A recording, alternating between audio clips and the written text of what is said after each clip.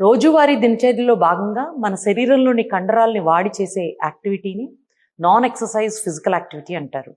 అంటే ప్లాన్డ్గా మనం చేసే జిమ్ కానీ, స్విమ్మింగ్ కానీ, క్రికెట్, ఫుట్బాల్, టెన్నిస్ లాంటి స్పోర్ట్స్ కానీ కాకుండా ఇతర పనుల్ని మాత్రమే నాన్ ఎక్సర్సైజ్ ఫిజికల్ యాక్టివిటీ అంటాం. ఉదాహరణకి ఇంట్లో గిన్నెలు కడగటం, ఊడవటము, లేదా పిల్లలతో ఆడటము, డ్యాన్స్ చేయటము, లేదా ఆఫీస్కి కానీ స్కూల్కి కానీ నడవటము, లేదా పొలం పనులు చేసే రైతులు, లేదా కట్టెలు కొట్టటము, నీళ్లు మోయటము, మేస్త్రి పనులు, ఇవన్నీ NEPA కింద వస్తాయి. దీంతో అడ్వాంటేజెస్ ఏంటి?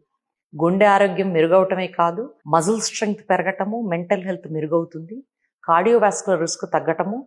అలాగే ఈ నాన్ ఎక్సర్సైజ్ ఫిజికల్ యాక్టివిటీ చేయటం వల్ల 20% కార్డియోవాస్కులర్ డిసీజ్ రిస్క్ తగ్గుతుందని చెప్పి Lancet, American journal of epidemiology చెప్తున్నాయి.